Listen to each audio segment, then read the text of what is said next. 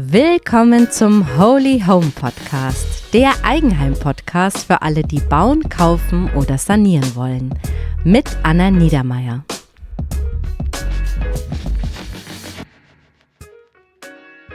Hallo zur neuen frischen Folge beim Holy Home Podcast.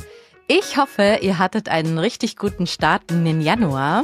Ja, auch ich war fleißig und habe ja meinen letzten Videopodcast hochgeladen. Aber ich muss ganz ehrlich sagen, das war ein ziemlicher Hassel. Unter anderem ist der Upload bei Spotify stundenlang abgestürzt. Total nervig. Aber was heißt das jetzt für euch? Ja, wer den Podcast als Video anschauen will, muss bei Spotify wahrscheinlich ein bisschen warten oder ihr schaut eben zu YouTube. Den Link zu YouTube, den setze ich in die Shownotes. Also sorry for that. Kommen wir jetzt zur aktuellen Staffel. Es geht ja gerade um das Thema Bestandsimmobilien.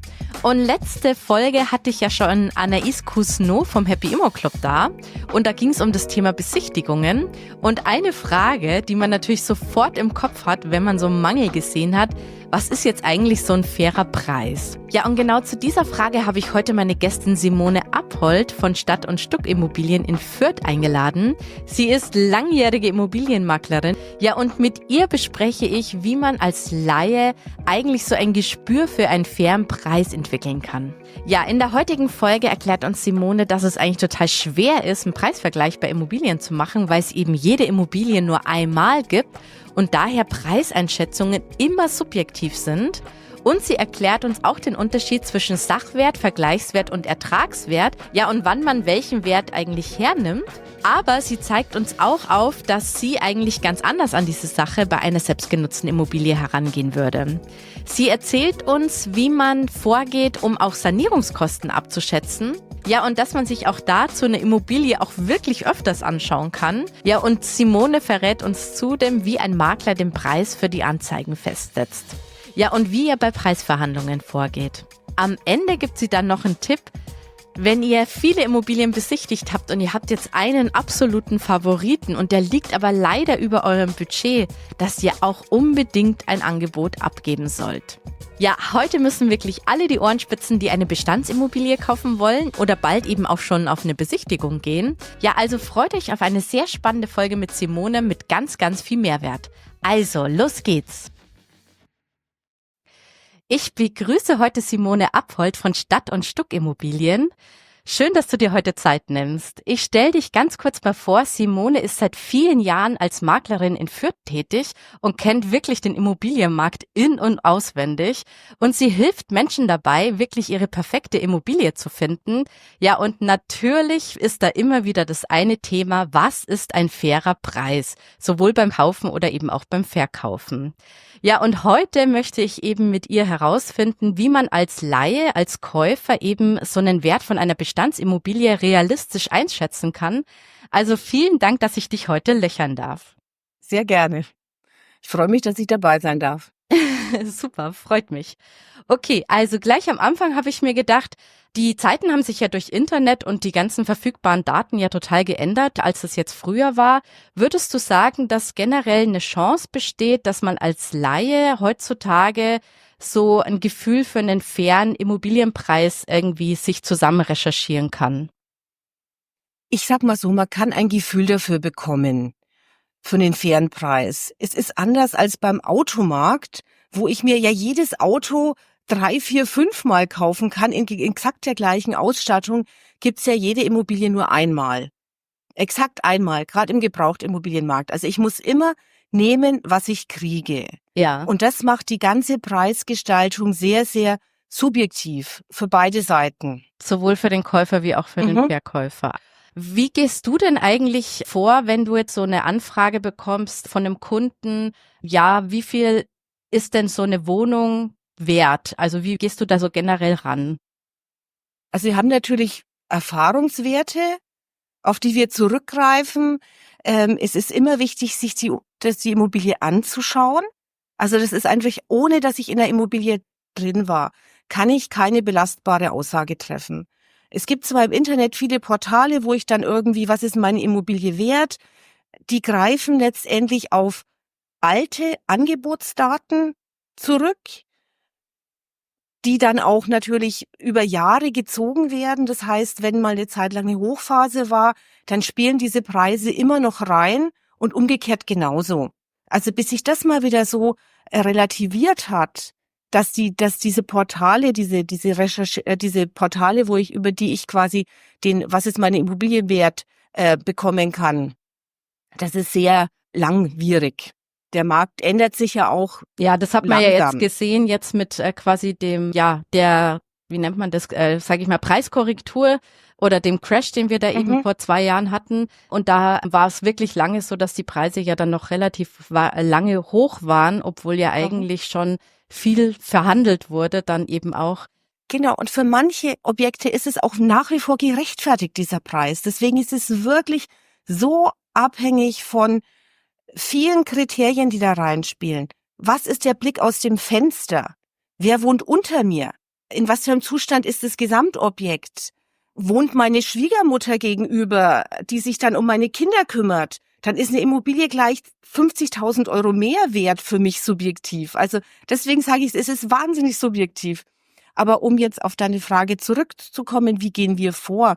Also wir machen natürlich als erstes mal einen Vororttermin. Wir müssen einmal in der Immobilie sein, wir müssen entsprechend Punkte abfragen, Fakten, die zur Immobilie gehören.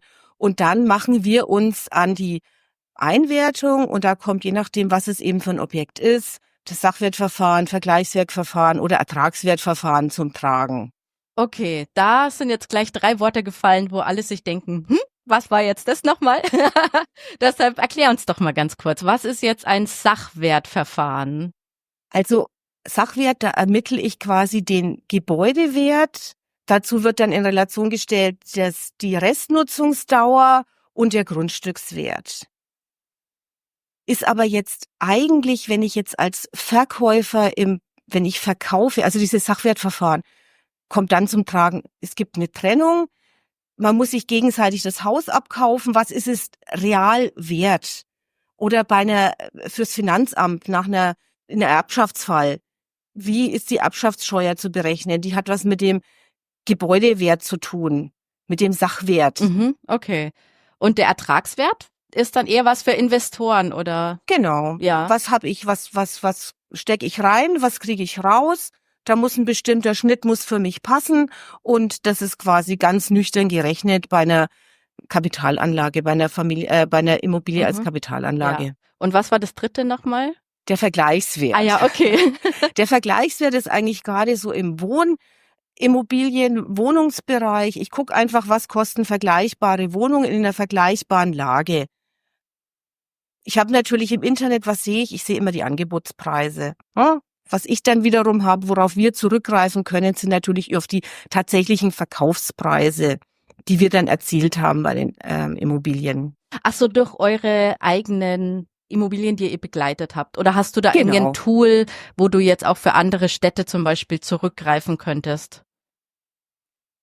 Kann ich, aber nichtsdestotrotz, auch da habe ich nur die nackten Fakten, die Hausnummer, die Größe, ich weiß nicht, wohnt da gerade ein Mieter drin, der die Immobilie total schick hergerichtet hat und der geht raus und ich kann die noch fotografieren, bevor ich sie anbiete, oder wohnt da ein Messi und ich kann überhaupt keine Fotos machen. Und das hat einfach was mit dem Marktwert dann zu tun. Okay. Wenn ich jetzt quasi Laie bin und ich interessiere mich jetzt eigentlich für eine Eigentumswohnung im urbanen Umfeld, wie viele Vergleichswerte sollte ich mir denn so ungefähr heranziehen, dass ich so ein bisschen mal so ein grobes Gefühl für einen Preis bekomme? Sollte ich da auf die wie alt das Immobilie ist oder so, auf was muss ich denn da so schauen? Auch da, also ich würde das Ganze tatsächlich komplett andersrum aufziehen. Ah ja, okay. Wenn ich jetzt ich bin jetzt ein Paar, wir sind beide Mitte 20, wir verdienen so und so viel Geld, wir haben so und so viel Eigenkapital. Ich würde als erstes mal zur Bank gehen und mir von der Bank einfach mal vorrechnen lassen, was kann ich ausgeben? Also was kann ich mir leisten? Was kann ich mir leisten?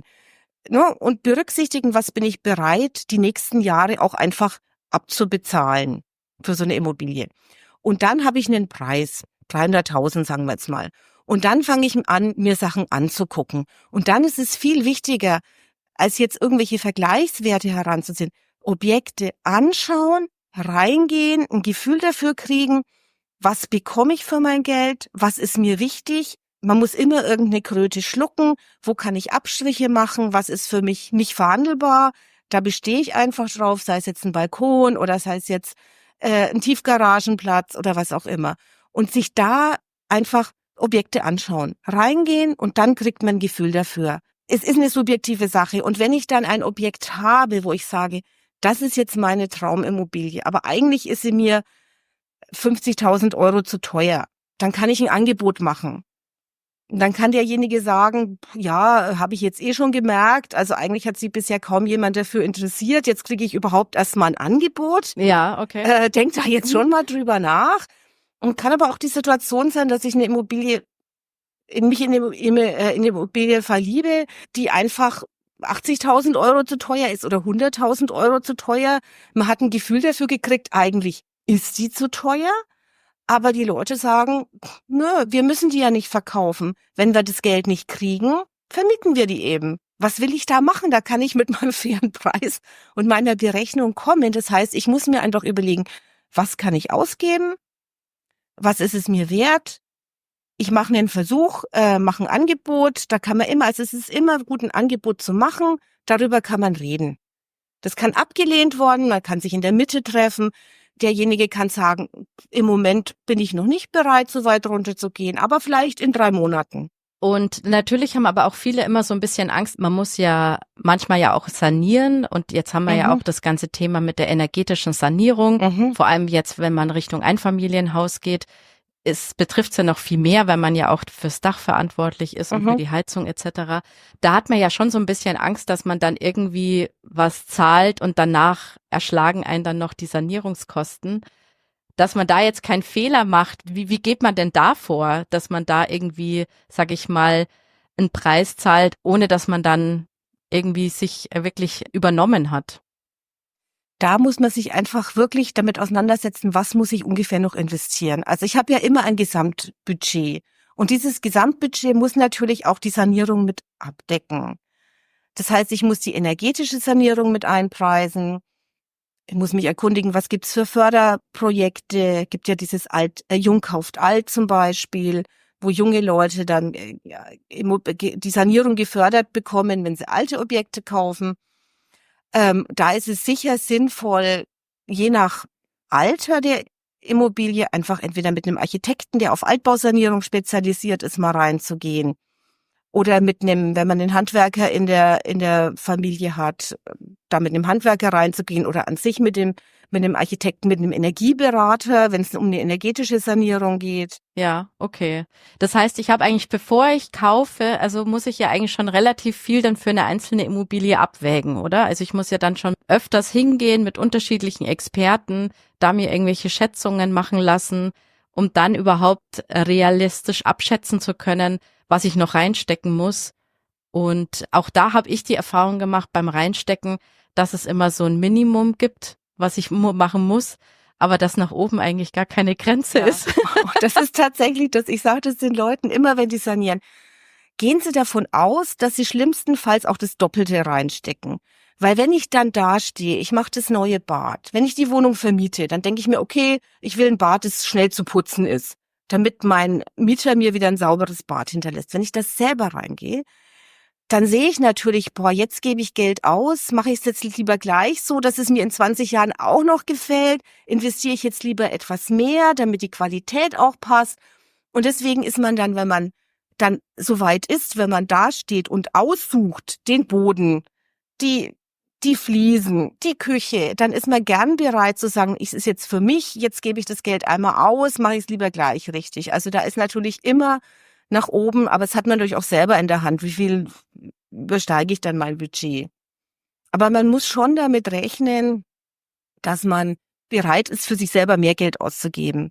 Und was man auch berücksichtigen muss, gerade wenn man jetzt eine ältere Immobilie kauft, die vielleicht auf den ersten Blick irgendwie so weit ganz gut aussieht. Ich habe bei vielen Sachen, gerade was jetzt Brandschutz betrifft, was die Elektrik betrifft, habe ich einen Bestandsschutz. Solange oder auch die Trittschalldämmung. Wenn ich was mache, an dem Boden, an der Elektrik, dann muss ich meistens neue Auflagen erfüllen, Ah ja, okay. die dann nicht so einfach umzusetzen sind. Da ist ein altes Kabel, das ziehe ich raus, ziehe mein neues Kabel rein. Nee, da gibt's dann noch mal ganz andere Sachen. Also da muss dann oft komplett die Elektrik neu gemacht werden, weil man zum Beispiel für die Warmwassererzeugung den Boiler braucht, so einen Durchlauferhitzer. Das muss anders abgesichert werden, weil die relativ viel Strom ziehen. Das heißt, ich muss da wirklich tatsächlich die komplette Elektrik neu machen, schlimmstenfalls. Weil der Elektriker sagt, nö, das kann ich da nicht mehr einziehen und wir müssen es jetzt auch anders machen. Wir brauchen jetzt auch eine andere Absicherung. Und dann ist da plötzlich aus dem Ding, wo ich denke, auch stecke ich in die Steckdose ist ja da, plötzlich eine große Baustelle geworden. Da kriegt man ja gleich so ein bisschen Angst auch, dass man sich Nee, denkt, oh mein Gott, braucht was kommt da auf mich zu? Du würdest auf alle Fälle dann, wenn man jetzt merkt, okay, da muss man ein bisschen was reinstecken, dann nochmal hingehen, also einen zweiten Termin ausmachen, wo ich mir dann irgendjemand mitnehme, einen Handwerker oder einen Architekten oder wen auch immer. Ja, also ich mache es immer so, dass ich Leute, wenn die sich dafür interessieren, sollen sie sich erstmal angucken. Beim ersten Mal sieht man nur, was einem gefällt. Beim zweiten Mal hat man dann schon mal einen anderen Blick auf die Dinge. Deswegen habe ich das so. Beim ersten Mal reichen, je nach Größe des Objektes, eine halbe Stunde, 20 Minuten. Dann können alle mal durch und sich das angucken. Und dann, die dann weiter interessiert sind, die müssen noch mal ein zweites Mal kommen, gerne auch noch ein drittes Mal. Ah ja, okay.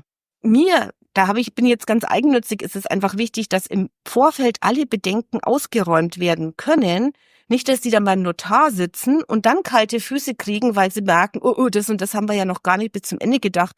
Und ich muss dann dem Kunden sagen, tut mir leid, aber der hat jetzt doch einen Rückzieher gemacht. Deswegen sich die Zeit nehmen, die man braucht, um die Entscheidung guten Gewissens treffen zu können, um alle Eventualitäten abgewägt zu haben und dann den nächsten Schritt gehen und dann kaufen. Aber die Zeit muss man sich nehmen und wenn man sie nicht hat, dann ist es nicht die richtige Immobilie. Dann hat sie für jemand anderen besser gepasst und dann ist man das nächste Mal aber auch schon wieder weiter. Und wenn ich jetzt davor stehe, also ich nehme jetzt mit, man muss keine Scheu haben, dann zweiten, dritten Termin auszumachen. Nein, auf keinen Fall. Genau. Auf keinen Fall. Und wenn ich jetzt davor stehe und mir denke, okay, wen nehme ich da jetzt mit? Man hört ja ab und zu, nimm einen Gutachter mit. Würdest du sagen, Gutachter ist dann eine richtige Ansprechperson oder lieber schon jemanden, der auch was umsetzen kann, sage ich jetzt mal? Also so ein Gutachter, ich würde einen Architekten mitnehmen. Jemand, der auch schon was umsetzen kann. Ja, okay. Ein Gutachter machen manche Leute, wenn die ein sehr hohes Sicherheitsbedürfnis haben. Aber so ein Gutachter, der macht auch keine Wertermittlung. Der guckt halt durch, ist da irgendwo eine Wand feucht. Das kann ein Architekt auch machen mit seinem Messgerät. Also ich würde einen Architekten mitnehmen. Ich habe auch schon gehört von, sage ich mal, Immobilieninvestoren, die viele Immobilien anschauen, dass sie nur noch ihren Handwerker mitnehmen. Ist das auch eine Option? Klar. Ja, klar. Es müsste aber wahrscheinlich eher so ein Allrounder sein, der sich nicht nur mit Trockenbau auskennt, sondern so ein bisschen. Und es kommt auch immer so ein bisschen aufs Objekt an. Ja. Also ich sag mal, je älter ein Haus ist, desto weniger Technik habe ich da drin, die irgendwie veralten kann. Da habe ich Strom- und Wasserleitungen und das war's. Ah ja, okay. Wenn ich jetzt ein Haus aus den 90er Jahren habe, da habe ich dann vielleicht schon eine Lüftung, da habe ich einen Aufzug, da habe ich diverse Sachen, die in so einem alten Haus ja gar nicht kaputt gehen können. Und wenn man das jetzt noch nie gemacht hat und man hat jetzt irgendwie keinen an der Hand, dann rufe ich da einfach bei einem Architekten an in meinem Viertel, in meiner Gegend und frage, ob der mitkommt und bezahle ich den? Den muss ich ja irgendwie auch bezahlen, oder? Ja, den muss ich sicher bezahlen. Ja. Also ich würde erstmal im Bekanntenkreis rumfragen, kennt nicht irgendjemanden? Und dann, wie gesagt, je nach Immobilie einfach mal recherchieren. Ist es jemand, der jetzt, wenn ich jetzt ein Baudenkmal kaufe, habe ich ja nochmal andere Herausforderungen, wenn ich jetzt saniere. Einfach gucken, jemand, der Erfahrung hat im Umgang mit Baudenkmälern, der dann vielleicht auch die ganzen Abstimmungsprozesse mit den Behörden kennt, der dann, wenn es dann tatsächlich gekauft wird, sich da auch an die Umsetzung mitmachen kann. Also das ist immer, da muss man einfach ein bisschen im Internet recherchieren. Und dann lokal auch natürlich gucken. Genau, okay, verstanden. Und den zahle ich dann, der nennt mir dann einfach so eine Summe für so einen Termin. Genau. Wahrscheinlich ist es ein Stundenlohn oder Genau. mit Anfahrt oder keine Ahnung. Okay. Und Gutachter ist eher dann, wenn ich jetzt eine Wohnung habe, wo ich selber nichts machen muss, wo ich einfach nur wissen will oder auch nichts machen kann, weil es viel im Gemeinschaftseigentum ist. Ah ja, okay. Der dann einfach mal durchs Gemeinschaftseigentum mitgeht, der guckt sich alles an, der schaut einfach nur, ist es in Ordnung? Ja, okay.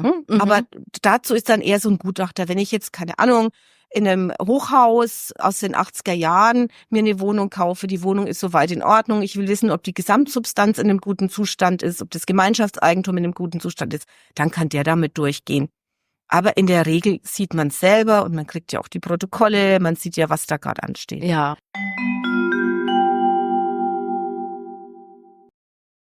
Ja, und es gibt einen neuen Werbepartner. Ja, wir haben jetzt viel über das Thema Sanierung, Sanierungskosten gesprochen, aber eine Maßnahme könnt ihr immer angehen, und zwar der Wechsel zur echten Ökoenergie. Das Tolle daran ist, ihr könnt so eure Energiekosten und Emissionen in ganz wenigen Minuten senken. Und es gibt nicht nur Ökostrom, sondern auch einen Spezialtarif für Wärmepumpen und Ökogas. Ja, und einen Energieversorger, den ich euch für einen Wechsel wirklich ans Herz legen kann, weil wir sogar selber Kunde dabei sind, ist Polarstern. Polarstern ist nämlich ein echter Ökostromanbieter. Ihr bekommt dort immer 100% Ökoenergie, bei Strom genauso wie bei Gas. Ja, und genauso haben sie diverse Spezialtarife für Haushalte mit PV-Anlagen, mit Wärmepumpe oder im Elektroauto und bieten zudem so Speziallösungen an wie Kaskadenmessung. Dabei unterstützt Polarstern die Energiewende pro verkauften Kilowattstunde so stark wie kaum ein anderer. Und zudem sind sie sogar mit dem Grüner Strom-Label zertifiziert und fördern den Ausbau der erneuerbaren Energie in Deutschland und weltweit in Entwicklungsländern wie Kambodscha und Madagaskar. Und wenn ihr euch jetzt gedacht habt, oh Mann, ja, Stromanbieter wechseln, das steht auch auf meiner To-Do-Liste für 2025, das sollte ich unbedingt angehen, dann habt ihr jetzt die Chance, das gleich umzusetzen. Denn ich habe sogar einen Code für euch, Holy Home. Und wenn ihr mit diesem Code zu Polarstern wechselt, dann bekommt ihr sogar eine Gutschrift von 20 € auf die nächste Jahresrechnung. Alle Infos zu Polarstern und dem Code findet ihr in den Shownotes. Jetzt komme ich nochmal zurück. Man stolpert ja dann im Internet, vor allem wenn man jetzt bei ImmoScout ist oder bei Immowelt, dann doch schnell über diese Preisatlas-Features, die es da so gibt. Nutzt du die auch oder soll ein Laie da auch mal einen Blick drauf werfen, wenn jetzt die eigene Immobilie dann im Vergleich, sind ja da immer so spannend angegeben, taugen die was oder ist das eher schwierig? Also gerade jetzt bei den Portalen, diese Preisatlas, da kann ich auch eingeben, ich bin Mieter oder ich bin Kaufinteressent. Das sind letztendlich die Daten aus den letzten Jahren, die Angebotsdaten, auf die zurückgreifen. Es ist sicher irgendwo ein Anhaltspunkt, aber ich mache das auch immer mal wieder, einfach um so zu gucken, womit ist der Käufer konfrontiert, weil der macht das ja im Zweifelsfall hat er das auch gemacht. Und dann sehe ich zum Beispiel, das letzte Mal als ich eine Bewertung gemacht habe, habe ich reingeguckt, dann kriege ich Wert des Hauses 650 bis 1,2 Millionen. Ja, sagt man das jetzt irgendwie? Der Verkäufer sagt natürlich, das sind die 1,2 Millionen. Der Käufer sagt, das sind die 650.000. Die Wahrheit liegt irgendwo dazwischen. Ja, okay. Und das ist dann wiederum, wo ich dann sage, da braucht man dann einfach die Erfahrung und muss ein bisschen mit einschätzen, was da noch für Faktoren jetzt dann mit reinspielen werden, um zu sagen, da liegt jetzt die Wahrheit in etwa. Und genau, es gibt ja auch Banken, die haben auch so Tools, wo sie dann eben auch Immobilien, ja, wenn man dann einen Kredit ja beantragt, dann prüfen die das ja auch und da nehmen die ja auch so, ich glaube, das heißt Sprengnetter oder so ähnlich, so als Tool. Hast du die Erfahrung gemacht, dass es vielleicht schlau ist, dass man sich das von der Bank auch nochmal bewerten lässt? Auf jeden Fall. Die Bank bewertet es sowieso. Ja. Die Bank bewertet es sowieso und die Bank wird einem dann sehr schnell signalisieren, ob das Teil über- oder unterbewertet ist. Ah ja, okay. Also wenn sie nichts sagt, es passt wahrscheinlich. Und ja, es so passt. Hoch ist, oder wenn die Konditionen für den Kredit sehr schlecht sind, dann muss man auch nochmal nachhaken, liegt es vielleicht am Objekt? Okay. weil dann liegt es am Objekt. Okay, ja, verstanden, ja. Weil ich habe jetzt die Erfahrung gemacht, dass wenn man jetzt einen Finanzierungsberater hat, mit dem man irgendwie ganz gut zusammenarbeiten kann, der hat mir dann auch diese Bewertung mal zur Verfügung gestellt und mit der konnte ich natürlich auch dann zum Eigentümer gehen und sagen, die ist aber nur pro Quadratmeter 100 Euro weniger wert, obwohl das habe ich schon auch gemerkt, man kann mit dem Tool auch ein bisschen rumspielen, was ist, welcher Standard ist da jetzt gerade zugrunde gelegt. Aber dann habe ich ja auch so ein bisschen so ein Argument, um zu verhandeln, so ein bisschen. Dann hätte ich ein Argument zu verhandeln, klar, wenn der dann sagt, oh, das überzeugt mich jetzt, aber wenn er sagt, dann haben es vielleicht nicht genug Eigenkapital. das spielt ja immer mit rein. Ja, genau. Oder auch ganz wichtig, der energetische Zustand. Ja. Also der spielt für die Banken inzwischen eine sehr große Rolle. Okay, super. Hast du noch irgendwie, wenn ich jetzt als Laie mal so ein bisschen da so rumrecherchieren will, um so ein Gefühl dafür zu kriegen, welches Tool könnte man mal so einfach, um einen Blick reinzuwerfen, würdest du sagen? Immowelt, ImmoScout. Ja, okay. Kleinanzeigen. Ja. Und dann kriegt man schon einen ganz guten Überblick, was ist im Moment zu welchem Preis am Markt. Aber dann wirklich, wenn man ernsthaft interessiert ist, wenn man konkret sucht, anschauen. Ja, okay. Weil ich habe da jetzt auch so Tools gesehen, dass es da so Immometrika, aber das ist alles eher so auf Investorenebene dann, dass die dann wirklich so gucken können, was ist der Quadratmeterpreis, mit welchem Zustand und dass man dann so Renditeberechnungen macht.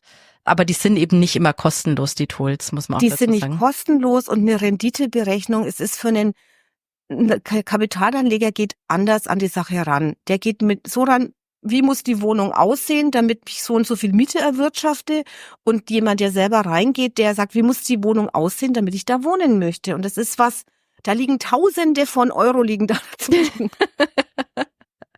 Ja, das stimmt, allerdings, genau. Aber man will ja auch wenn es einem total gut gefällt, jetzt sich auch nicht so über den Tisch ziehen lassen. Also man will ja genau. Nee, man soll sich nicht über den Tisch ziehen lassen, deswegen sage ich, man muss sich vorher überlegen, wie viel Geld kann ich ausgeben, sich Wohnungen oder Objekte in der Preisrange anschauen und dann im Zweifelsfall ein Angebot machen. Ich sage das immer, Angebot machen, das kann abgelehnt werden, aber es kann auch angenommen werden oder man trifft sich irgendwo dazwischen. Ah ja, okay. Aber so bleibt man zumindest im Gespräch. Ja, da war es jetzt schon auch wieder, da geht's ja dann letztendlich ja auch um Preisverhandlungen, wenn man dann merkt, dass es vielleicht ein bisschen überm Budget ist und ich mache ein Angebot, was vielleicht ein bisschen drunter ist. Wie gehst du an so Preisverhandlungen ran? Also versuchst du da auch so Argumente zu finden, was man vielleicht ja rational auch so ein bisschen begründen kann? Also nicht nur mein Budget gibt's nicht her, sondern irgendwie so Schwachstellen an der Wohnung finden oder was? Wie gehst du da vor? Also ich habe ja immer beide Seiten. Ich bin Maklerin, ich arbeite für den Verkäufer und für den Käufer.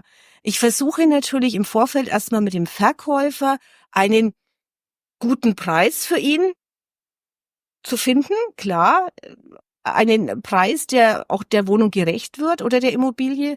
Und ich versuche dann natürlich auch, und so gehe ich ja schon mal, so trifft der Käufer ja schon mal auf mich oder auf uns. Also in letzter Instanz versuche ich eigentlich immer eine Lösung zu finden, die für beide passt. Und wenn dann der Käufer zum Beispiel sagt, das ist mir jetzt einfach 10.000 Euro zu viel, kann man da eine Lösung finden, dass man sagt, okay, dafür kann der Verkäufer jetzt raus und der Käufer entsorgt alles, was der jetzt drin gelassen hat. Ah ja, okay. Man versucht dann irgendwie eine Lösung zu finden, aber manchmal kommen die auch einfach nicht zusammen, weil der Verkäufer eine bestimmte Vorstellung hat. Die mag auch manchmal nicht gerechtfertigt sein. Da wollte ich gerade aber es ist seine Immobilie. Ja. Wenn er sie zu dem Preis nicht verkaufen will, dann behält er sie. Ja, okay. Also, weil so war es ja wahrscheinlich jetzt auch in den letzten 2 Jahren, also verstärkt ja dann so, sage ich mal, in dieser Immobilienkrise selber, dass man ja noch die Erwartungen hatte, dass man jetzt einen super Preis bekommt, aber durch die Zinssituation hat sich ja das total verändert, dass viele sich das ja dann gar nicht mehr leisten konnten. Wie vermittelst du denn dann in so Situationen? Ich versuche immer, für beide Seiten, wie gesagt, dass die dann, wenn ich merke, eigentlich will der schon verkaufen und der andere will es jetzt unbedingt haben, dann versuche ich natürlich schon, dass die irgendwie aufeinander zugehen. Aber wenn es nicht geht, dann ist es einfach, dann muss der Käufer sich eine andere Immobilie suchen. Und der Verkäufer kann im Zweifelsfall ja noch warten. Also manchmal wartet er auch einfach. Manchmal sage ich auch, es gibt Objekte, die wir angeboten bekommen zu Preisen, wo ich sage, dafür verkaufe ich die nicht. Dafür kann ich sie nicht verkaufen. Wenn jetzt derjenige was Neues kaufen will, dann weiß ich, irgendwann wird er auch runtergehen, weil er braucht dieses Geld. Ich habe aber auch oft die Situation, ein Haus ist vererbt worden, die Erben brauchen das Geld nicht. Ob das jetzt noch 3 Jahre leer steht oder noch 7 Jahre leer steht, das steht eh schon 4 Jahre leer. Das ist denen egal. Ah ja, okay. Und es ist ihr Eigentum, sie können damit machen, was sie wollen. Also Ja, okay. Und da hast du natürlich ein gutes Gefühl dann, ob da Verhandlungsspielraum ist oder nicht, weil du ja weißt, ob da jetzt eine Dringlichkeit vorliegt oder eben auch nicht. genau. Und Ja. wenn eine Dringlichkeit vorliegt und beide Seiten eigentlich gerne zum Abschluss kommen wollen, der eine, weil er sagt, ich will das jetzt hinter mich kriegen, und der andere, oder ich will jetzt das Geld für irgendwas anderes verwenden und die anderen, die wollen jetzt unbedingt dieses Haus, dann findet sich da schon eine Lösung.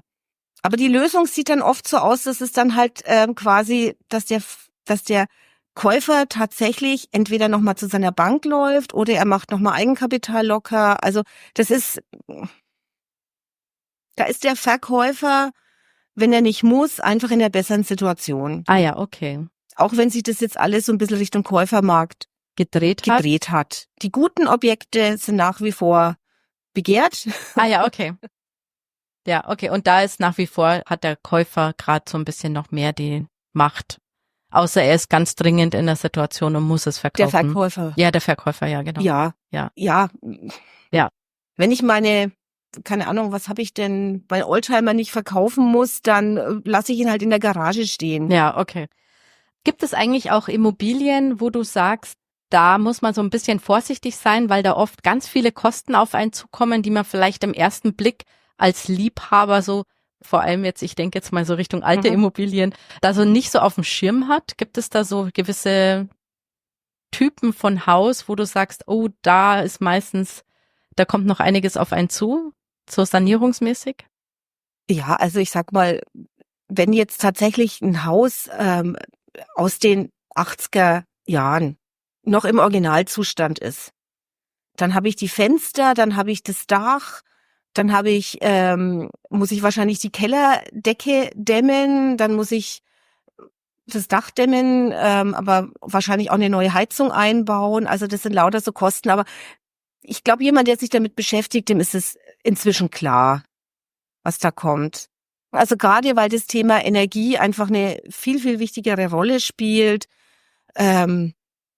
nimmt man da irgendwann auch zu irgendeinem Zeitpunkt auch einfach einen Energieberater mit dazu, wenn saniert werden muss. Macht man das eigentlich dann auch mit dem Energieberater, bevor man kauft, oder ist es dann erst, nachdem ich beim Notar war und dann eben erst ins Detail gehe? Oder so Energieberatertermine vorm Kauf sind wahrscheinlich untypischer, oder? Untypisch, ja. Auf den warte ich erstens mal eine Zeit lang und wenn ich da zu lange warte, war jemand anderes beim Notar. Aber ich habe ja den Energieausweis und der Energieausweis gibt ja auch schon eine gewisse Aussage darüber, was kommt da auf mich zu. Ja, okay. Was sind denn so deiner Meinung nach klassische Fehler, die Laien oft bei diesen Preisverhandlungen machen oder eben auch bei dieser Preisbestimmung? Wo würdest du sagen, oh nee, nicht schon wieder? Also der größte Fehler, den man machen kann, ist sich einfach nicht genügend Zeit nehmen. Also einfach nichts überstürzen, nochmal drüber schlafen, mit Leuten drüber sprechen, mit noch jemanden reinkommen. Das ist schon mal wichtig und im Zuge auf, was jetzt die Preisverhandlungen betrifft, also ich sag mal, sehr undiplomatisch ist zu sagen, oh, mir gefällt dieses Bad nicht. Das ist Geschmackssache. Dem Nächsten gefällt es vielleicht so gut, dass ihm die Immobilie dann nochmal 10.000 Euro mehr wert wäre. Also so subjektive Sachen. Über so subjektive Sachen, das ist kein Grund, jetzt einen Preis nachzulassen. Feuchtigkeit im Keller oder manchmal sind gewisse Sachen ja auch schon eingepreist, wo ich sage, das sieht man jetzt auf den ersten Blick nicht. Ich weiß aber, das muss gemacht werden. Dann preise ich das schon irgendwo mit ein und das ist dann letztendlich auch der Verhandlungsspielraum. Spielraum. Mhm. Kannst du da ein Beispiel machen? Ich nehme jetzt mal ein Beispiel. Es steht eine Kanalsanierung an. Ah ja, okay. Mhm. Die ist einfach fällig und die kostet 20.000 Euro. Das schreibe ich jetzt nicht in die Annonce gleich rein, aber ich sag's natürlich beim Besichtigungstermin. Da steht eine Kanalsanierung an und dann ist klar, dass jemand, der sich jetzt auf ein Objekt, das ich für 500.000 Euro inseriert habe und dann kommt noch mal eine Kanalsanierung dazu, dann muss der diese 20.000 Euro schon mal mehr haben. Ja, okay. Mhm. Ohne dass er sieht. Ja. Wenn ich jetzt ein Haus inseriere für 300.000 und man sieht auf den Bildern schon, das sind alte Fenster, altes Dach, dann ist demjenigen schon klar, okay, 300.000, guter Preis, aber da kommt ja noch das und das mit drauf. Wenn ich das nicht sehen kann, dann muss ich das irgendwo, mache ich das so, dass ich das einfach so als Verhandlungsmasse mit reinmache. Das weiß dann aber auch der Verkäufer. Ja, genau. Weil es macht jetzt keinen Sinn bei einem Haus, in das ich nochmal 100.000 Euro reinstecken muss, Leute anzusprechen, die sich aber nur 300.000 leisten können. Da stelle ich es lieber für 400 rein und dann haben wir nochmal einen Verhandlungspuffer, weil die Leute müssen das Geld trotzdem haben. Das heißt aber trotzdem, dass man letztendlich, wenn ich jetzt ein Laie bin und ich bin kaufinteressiert, dass ich dann schon mir dann eine Liste mache von den ganzen objektiven, nicht subjektiven Mängeln, sondern von den objektiven Mängeln, dass ich dann nochmal im zweiten Schritt nochmal mit jemandem durchgehe, wie einen Architekten oder einen, ja, so einen Handwerker, der eben sehr fundiert ist, der mir nochmal so eine grobe Hausnummer nennt, was da auf mich zukommt. Und mit dem gehe ich dann auf dich als Makler zu und sag, ich bin total interessiert, ich würde es total gerne nehmen, aber das sind quasi die Schwachpunkte, die ich sehe und ich habe jetzt rausgefunden, da muss ich nochmal 100.000 Euro reinstecken und deshalb lande ich bei Preis 100.000 weniger, so, keine Ahnung, weil ich das ja noch reinstecken muss. Genau, okay. Genau, also so und dann rennt man da entweder offene Türen ein, weil das eigentlich mit dem Verkäufer auch schon so abgestimmt ist, weil das dem auch klar ist. Es kann aber auch sein, dass ich sage, ist mir klar, da müssen Sie doch mal viel reinstecken, aber das Haus an sich hat so viel Potenzial, dass es einfach wert ist, das nochmal reinzustecken. Deswegen ist es einfach eine total subjektive Sache. Man vergleicht immer Äpfel mit Birnen und Pflaumen und Erdbeeren. Also es ist, weil jedes Haus einfach anders ist und andere Plus- und Minuspunkte hat. Ja, das stimmt. Ja, genau. Das macht die Sache ja auch so, sag ich mal, herausfordernd, jetzt auch für Laien. Für uns so spannend. Ja, genau. Je tiefer man drinsteckt, umso spannender ist es. Aber wenn man das jetzt so, das überfordert natürlich auch schnell jemanden oder auch Paare, weil das ja so dann irgendwie kompliziert ist, das zu vergleichen. Da ist, sage ich jetzt mal, auf dem Aktienmarkt, wo ich ja herkomme, ist es halt einfacher, weil eine Daimler-Aktie bleibt eine Daimler-Aktie. Genau, das macht die ganze Sache herausfordernd. Aber genau, ich glaube, man muss sich halt einfach rantasten an die ganze Geschichte. Ja, und ich habe wirklich den Eindruck, durch die Erfahrungen, die ich mit Interessenten mache, die Interessenten sind doch relativ, die sind gut informiert, die wissen, was sie wollen, die sind jetzt auch nicht wahnsinnig verunsichert. Vielleicht beim ersten 2 Objekten, die man sich anguckt, aber man wird sicherer mit jedem Objekt, mit dem man sich auseinandersetzt. Also diese Auseinandersetzung mit den Objekten war ich vielleicht einmal in einem und da hatte der Verkäufer schon ein Angebot machen lassen, weil er weiß, die Fenster sind fällig. Dann habe ich schon mal, okay, das sind 10 Fenster, kostet jetzt, keine Ahnung, 20.000 Euro.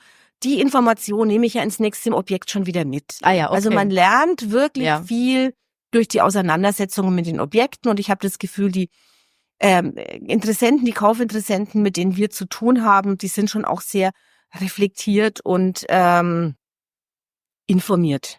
Das heißt, das Wichtigste ist eigentlich, dass man sich nicht in die allererste Immobilie verliebt und alles zahlt, sondern dass man einfach mehrere anschaut. Das macht man nie. Ja. Das macht man nie. Ich sage immer, wenn jemand kommt und der sagt, das ist jetzt die erste Immobilie, die ich mir angucke, dann denke ich mir, du kaufst die eh nicht. Weil wenn dir die erste schon so gut gefällt, dann denkst du dir, was kommt jetzt wohl noch? Ja, okay. Also, das heißt, realistisch ist es, dass man ja wahrscheinlich doch so mindestens 10 wahrscheinlich irgendwann anschaut. Und manche schauen 50 an. Manche Leute suchen wirklich viele Jahre und manche sind ganz kurz entschlossen. Da kommt es auch immer drauf an. Ich und dieses Objekt, passen wir irgendwie zusammen? Erkenne ich, dass wir zusammenpassen? Ja. Oder passen wir einfach nicht zusammen? Und mittlerweile hat sich der Markt ja auch so gedreht, dass man sich das auch leisten kann, weil es gab ja auch Jahre, da musste man hingehen und musste eigentlich auch sagen, ich will, weil man ja sonst gleich gar keine Chance hatte, weil ja dann schon der Nächste das einem weggekauft hat. Ja, das war tatsächlich, da war es wirklich schwer, auch die Interessenten zu bremsen, zu sagen, jetzt, ja, ich weiß, ne? Alle so Torschusspanik. Aber schlafen Sie noch mal drüber und wenn Sie morgen immer noch wollen, dann gehen wir den nächsten Schritt. Aber wie gesagt, das macht auch keinen Sinn. Irgendwann kommen die Leute dann ins Nachdenken, spätestens in den 2-3 Wochen, die es dann braucht, den Notarvertrag vorzubereiten, irgendwie alles, die letzten Unterlagen noch zur Verfügung zu stellen. Und dann fangen sie vielleicht nochmal drüber an. Und dann habe ich dem, der es aber wirklich gekauft hätte, schon abgesagt. Deswegen sage ich immer, lieber erstmal ein bisschen den Druck rausnehmen, bremsen, jeder überlegt sich das in Ruhe und ich gehe dann mit dem zum Notar, der sich's gut überlegt hat. Ah ja, okay. Also. Und genau, ich habe ja ganz viele Hörer, die gerade in dieser Orientierungsphase sind, die besichtigen und überlegen, kaufen, kann ich es mir leisten, wie viel kann ich mir leisten. Zum Thema fairer Preis, was wäre so dein abschließender Tipp, den du den Hörern geben kannst und den Hörerinnen? Also wenn es eine Immobilie ist, in der ich selber wohnen will und ich weiß, ich habe ein Budget und es ist irgendwie mein Budget mit drin, auch wenn ich mich vielleicht ein bisschen strecken muss. Und ich habe mich in diese Immobilie verliebt und ich weiß, die muss es sein. Dann scheiß auf den fairen Preis, um das mal so zu sagen. Was ist ein fairer Preis? Also was ist ein fairer Preis? Dann nehmen. Okay. Dann einfach nehmen und sagen, okay, ich zahle jetzt vielleicht 30.000 Euro mehr, als ich wollte, aber da will ich wohnen. Von all den 30, die ich mir jetzt angeguckt habe, habe ich das Gefühl, das ist sie. Und die kommt dann vielleicht auch nicht wieder. Die kommt eh nicht wieder, die kommt nicht wieder. Vielleicht kommt noch eine bessere, aber die kommt nicht wieder. Ja, okay. Das heißt, dass man da eben, sage ich jetzt mal, nicht zu rational, also im Schluss, wenn man es sich leisten kann und jetzt nicht irgendwelche großen Risiken eingeht, was jetzt diese ganzen Sanierungsthemen angeht, dass man dann wirklich auch sagt, okay, das nehme ich jetzt. Genau. Ein fairer Preis ist letztendlich ein Preis, ich kann sie mir leisten, ich will sie haben und die Bank geht mit. Mhm. Genau. Und wenn das die 3 Faktoren erfüllt sind, dann ist es ein fairer Preis. Ich denke mal, jeder Laie erkennt, wenn er jetzt in einer total heruntergekommenen Bude steht, die ihm für 4.000 Euro den Quadratmeter angeboten wird und ich gucke auf die Müllverbrennungsanlage und hinter mir rauscht der Frankenschnellweg entlang. Das kann kein fairer Preis sein. Also die Leute entwickeln wirklich ein Gefühl dafür, wenn sie sich mit Immobilien auseinandersetzen. Und kann man das noch so am Ende sagen, wenn die Bank nicht mitgeht oder die Konditionen, hast du ja vorher schon so angesprochen, wenn die richtig schlecht werden, dass man nochmal genauer auf die Immobilie schauen muss? Die Banken sagen teilweise auch, diese Immobilie finanzieren wir nicht. Ah ja, okay. Das war vor 5 Jahren noch nicht so. Da ist jede Immobilie finanziert worden. Inzwischen sagen die Banken, diese Immobilie finanzieren wir nicht, weil die Banken auch immer das Sanierungskonzept mit einpreisen in ihr Darlehen. Und das muss quasi auch mit drin sein. Und wenn das aber alles irgendwie nicht hinhaut, dann hat die Bank, die ja diese Immobilie als Sicherheit hat, eine energetisch desolate Immobilie als Sicherheit. Und das will die Bank nicht. Ja, da hatte ich auch mal die Erfahrung gemacht, so ganz am Anfang unserer Reise hatte ich ein Fachwerkhaus angeschaut hier in der Altstadt und dann war ich eben bei einer Bank und die haben dann gesagt, oh, Fachwerk, ganz schwierig. Das haben die generell ausgeschlossen. Das fand ich auch ganz interessant, weil denen eben auch das Risiko da generell zu hoch war. Genau. Genau. Also die Banken, die haben jetzt auch nicht irgendwie die ich sag mal, den Stein der Weisen irgendwie in ihrem Tresor liegen. Also ich habe auch die Erfahrung gemacht, dass ich bei einer Bank eine Immobilie angefragt habe, die wir dann auch selber gekauft haben. Die hat die mit 40.000 Euro bewertet. Und wir haben sie trotzdem für 200.000 Euro gekauft, weil dann aber auch die Bank vor Ort wusste, die Lage, die Bausubstanz, Baudenkmal, die ist natürlich mehr wert, als das jetzt irgend so ein nüchterner Typ bei irgend so einer Online-Bank, der jetzt einfach mal die Daten da so in sein System reinhackt. Das ist es eben, das ist ihm genau das. Das sind nicht nur die nüchternen Quadratmeter und die Hausnummer und das Baujahr, sondern es ist ganz, ganz viel einfach auch drumrum, die den Wert einer Immobilie letztendlich ausmachen. Ja, okay. Das heißt, man tastet sich einfach so ran mit verschiedenen aus verschiedenen Richtungen, sage ich mal, und dann findet man schon irgendwann das Gefühl. Und du hast ja jetzt auch bestätigt, dass viele deiner Kundinnen und Kunden ja auch mittlerweile genau diesen Weg gehen, dass sie eben viel besichtigen und dann eben auch ein gutes Preisgefühl und auch entwickeln und auch dann wissen. Das entwickelt man ganz, ganz schnell. Ja, okay, super. Liebe Simone, vielen, vielen Dank. Anna, danke. Ich bin mir sicher, dass die Hörer und Hörerinnen ganz viel mitgenommen haben. Ja, es ist, glaube ich, so ein Prozess, wo man Ängste hat, dass man irgendwelche großen Fehler macht oder mit Sanierungskosten dann irgendwie dasteht, wo man sich denkt, oh mein Gott. Aber ich glaube, du hast uns jetzt ein bisschen die Angst genommen, dass eben... Die Leute sind nicht dumm. Leute sind nicht dumm. Genau. Die wissen, was sie tun. Ja. Also die sollen sich einfach darauf verlassen, dass sie schon ein gutes Gefühl dafür haben. Und die Bank ist ja auch noch dabei. Insofern man hat ja auch unterschiedliche Ansprechpartner und dann geht man da so seinen Weg und findet da sicher was irgendwie für alle passt. Genau, genau, super. Herzlichen Dank. Schön, dass du dir Zeit genommen hast. Und ja, dann wünsche ich dir jetzt noch einen wunderschönen Tag. Wünsche ich dir auch. Dankeschön. Tschüss. Tschüss.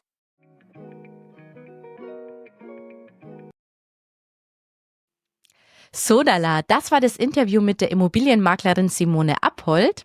Ich fand das Gespräch auch wirklich total schön und cool, weil man wirklich ganz viele Tipps bekommen hat, wie man eben jetzt wirklich konkret so ein Preisgefühl bekommen kann. Und mir ist aber auch nochmal klar geworden, dass so eine Preisfindung wirklich so unglaublich subjektiv ist, je nachdem eben, welche Kriterien man gerade ansetzt. Ja, wie geht's hier im Podcast weiter? Also nächste Folge habe ich die Immobiliencoach Maike Kipka, auch bekannt als Mrs. Property, eingeladen. Und mit ihr bespreche ich eigentlich das ähnliche Thema, aber genau auch von einer anderen Sicht, und zwar als Investorin. Ja, und da ist ja heute schon das Stichwort Ertragswert gefallen. Und ich befrage sie auch deshalb, weil sie zwar wirklich einige Immobilien besitzt, aber sie hat sich ganz bewusst entschieden, in München zur Miete zu leben. Ja, und dieses Interview wollte ich euch einfach mal so zur Inspiration mitgeben, wie man eben das Thema Immobilie auch ganz anders denken kann. Ja, und wenn ihr jetzt noch Freunde und Bekannte habt, die auch überlegen, eine Bestandsimmobilie zu besichtigen und zu kaufen und ihr glaubt, diese Folge würde ihnen weiterhelfen, dann teilt doch unbedingt diese Folge mit ihnen. Also bis zum nächsten Mal. Ich freue mich auf euch. Bis dann. Ciao.